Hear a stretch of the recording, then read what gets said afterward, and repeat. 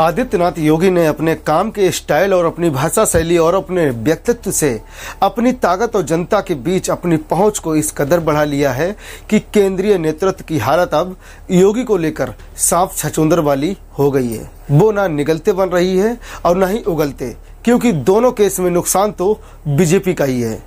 जब 2017 में यूपी में सीएम बनाए जाने की बात हो रही थी तो उसमें आदित्यनाथ योगी का नाम सबसे पीछे था।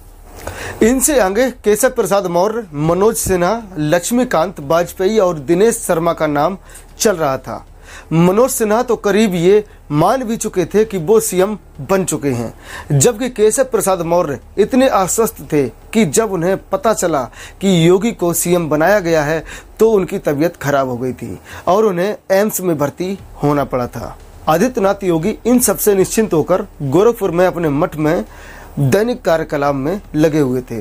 तभी अचानक उन्हें अमित शाह का फोन आता है, इस वक्त आप कहाँ हैं, आप सीधे दिल्ली पहुंचिए। योगी ने असमर्थता जताते हुए कहा कि इस वक्त ना तो यहाँ कोई फ्लाइट है और ना ही कोई ट्रेन है। शाह ने कहा कि सुबह एक स्पेशल फ्लाइट भेजता हूँ, आप सीधे दिल्ली पहुंचिए। आदित्यनाथ योगी अगले दिन सुबह दिल्ली पहुंचते हैं तो उन्हें बीजेपी कार्यालय न ले जाकर पीयूष गोयल के यहां ले जाया जाता है। अमित शाह वहीं पहुंचते हैं और उन्हें बताया जाता है कि आपको लखनऊ जाकर सीएम पद का पदभार संभालना होगा। इस बीच जो बाकी नाम सीएम पद के लिए चल रहे थे उन्हें भी पार्टी को संभालना था। मनोज सिन्हा को तो मनाना फिर भी आसान था, लेकिन केशव प्रसाद मौर्य जो सपने सजोए हुए थे उनकी तकलीफ ज्यादा थी। वो ओबीसी के एक बड़े नेता के रूप में उभरे थे, पार्टी संगठन में भी मजबूत स्थिति में थे और उस समय पार्टी में योगी से बड़े नेता के रूप में थे। तो केंद्रीय नेतृत्व ने एक तीर से दो निशाना करना चाहा और केशव प्रसाद मौर्य और दिनेश शर्मा दोनों को डिप्टी सीएम का पद देकर संतुष्ट करने की कोशिश की और साथ ही ये भी सोचा कि इनके जरिए आदित्यनाथ योगी पर भी नजर बनी रह पाएगी और यहीं से यूपी सरकार में दो खेमे की नींव पड़ गई। केंद्रीय नेतृत्व ने सोचा था कि इस तरह से वो योगी पर लगाम लगा पाएंगे, नजर रख पाएंगे और कंट्रोल कर पाएंगे, लेकिन उन्हें पता नहीं था कि यही दांव आगे चलकर पार्टी के लिए नासूर बन जाएगा। आदित्यनाथ और दिल्ली के बीच मन मुटाव वाली कहानी पर्दे के पीछे तो 2022 चुनाव के करीब एक साल पहले से ही शुरू हो चुकी है, लेकिन अब 2024 लोकसभा चुनाव के नतीजों के बाद खुलकर सबके सामने आ गई है और एक मंच से ही खुलेआम दोनों तरफ से शब्द बाढ़ चलने शुरू हो गए हैं। एक ने कहना शुरू किया है कि संगठन बड़ा है, सरकार नहीं, तो दूसरी तरफ से कहा जा रहा है कि यूपी में हार की बजाय अति आत्मविश्वास है। ये तो अति आत्मविश्वास किसका था? मोदी की गारंटी का, अमित शाह की रणनीति का या फिर जेपी नड्डा का, जिन्होंने यह कहा था कि पार्टी को अब संघ की जरूरत नहीं है, पार्टी आत्मनिर्भर हो चुकी है। एक तरह से योगी दिल्ली के उन नेताओं पर तीर छोड़ रहे हैं जिन्होंने मन ही मन में उन्हें हटाने का पूरी तरीके से भरकम प्रयास और भूमिका तैयार कर रखी है। बीजेपी के राष्ट्रीय अध्यक्ष का कार्यकाल पूरे कर चुके जेपी नड्डा और संगठन महामंत्री बीएल संतोष को भी दिल्ली से उस रणनीति का हिस्सा माना जा रहा है जिसके तहत आदित्यनाथ योगी को सीएम पद से हटाए जाने की कवायद चल रही है। चाहे वो बदलापुर विधायक रमेश मिश्रा हो या पूर्व मंत्री मोती सिंह या फिर एनडीए कोटे की मंत्री अनुप्रिया पटेल, जिसने भी योगी सरकार के खिलाफ बयान दिए या उनसे दिलवाए गए, सबका मकसद सिर्फ एक नजर आता है, योगी को बदला जाए और उनके बदले दिल्ली की परिक्रमा करने वाले ऐसे एक नेता को बिठाया जाए जो एमपी के सीएम मोहन यादव, राजस्थान के भजन लाल शर्मा या फिर हरियाणा के नायब सिंह सैनी की तरह आदेश पालन करने वाला हो। योगी शिवराज की तरह इतने सरल नहीं है कि बिना युद्ध लड़े आसानी से घुटने टेक दें, बल्कि योगी तो विपरीत से विपरीत हालात में भी अपनी सियासी लड़ाई लड़ने और जीतने के लिए जाने जाते हैं।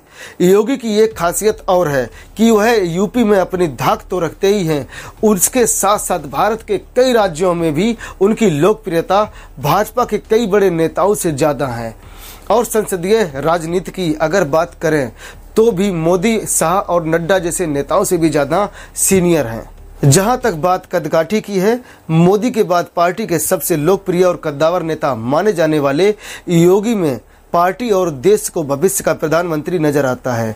योगी पर ना तो किसी तरह का भ्रष्टाचार का कोई आरोप है और ना ही नियम के विरुद्ध जाकर किसी बिजनेसमैन की मदद करने का। योगी बिना किसी लाग लपेट के बस बुलडोजर लिए खड़े रहते हैं, जिसका रुख वो कभी भी अपने विरोधियों की ओर कर सकते हैं। योगी के कई आलोचक उन्हें जातिवाद, धर्मवादी और अफसरों को बढ़ावा देने वाला कह सकते हैं, लेकिन इसमें से कोई भी आरोप ऐसे नहीं है जिसकी वजह से योगी को हटाने की बात की जाए या ऐसी परिस्थिति पैदा की जाए कि उन्हें खुद कुर्सी छोड़नी पड़े।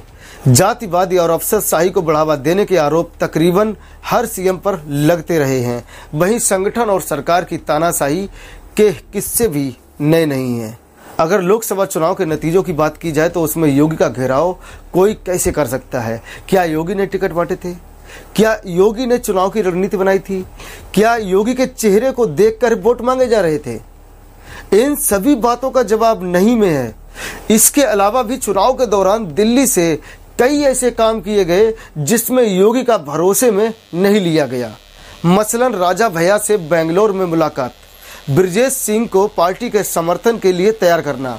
देखा जाए तो चुनाव के दौरान योगी जी के साथ गेम खेला गया। चुनाव प्रचार करवाते रहे, चुनावी मंच पर तारीफ भी करते रहे और अंदर ही अंदर उनके खिलाफ राजनीति साजिश भी चलती रही। उन्हें ये एहसास दिलाने की कोशिश भी की गई कि बिना योगी के सहारे भी यूपी में पार्टी सब कुछ कंट्रोल कर सकती है। अब बात करते हैं कि अगर योगी को हटाते हैं तो क्या मोदी, शाह और नड्डा समेत पार्टी के किसी नेता के पास इस बात का जवाब है कि अगर वो योगी को हटाते हैं उनका विकल्प क्या होगा और उनका विकल्प आखिर क्या है? राहुल अखिलेश की जोड़ी की बढ़ती ताकत के आगे बीजेपी का कौन नेता है जो 2027 में पार्टी का नेतृत्व कर पाएगा? क्या सिराथू से अपना चुनाव हारने वाले और अपने काम से ज्यादा योगी के खिलाफ रणनीति बनाने और दिल्ली का चक्कर लगाने वाले डिप्टी सीएम मौर्य योगी की जगह ले पाएंगे, या फिर गाहे बगाहे योगी के फैसलों की मुखालफत करने वाले दूसरे डिप्टी सीएम ब्रजेश पाठक? अगर यह संभव नहीं है तो योगी के अलावा दिल्ली के पास कोई रास्ता नहीं दिख रहा। अगर फिर भी दिल्ली के नेता योगी को हटाने की रणनीति पर काम करते हैं तो पार्टी के लिए आत्मघाती कदम तो होगा ही, दिल्ली के नेताओं को भी इसका खामियाजा भुगतना पड़ेगा। इधर यूपी के सीएम योगी आदित्यनाथ पूरे फॉर्म में हैं। वह न सिर्फ अपना बचाव कर रहे हैं बल्कि हमले भी कर रहे हैं। योगी अब लोकसभा चुनाव की हार से सीख रहे हैं और जन कल्याणकारी योजनाओं के माध्यम से फिर से पार्टी के लोगों का विश्वास फिर से बहाल करने के लिए पूरी मेहनत कर रहे हैं।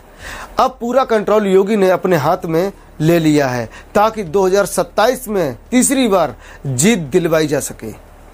बाकी आप इस खबर से क्या समझते हैं कमेंट में जरूर बताएं। मिलते हैं किसी अन्य टॉपिक के साथ, तब तक के लिए जय हिंद, जय भारत।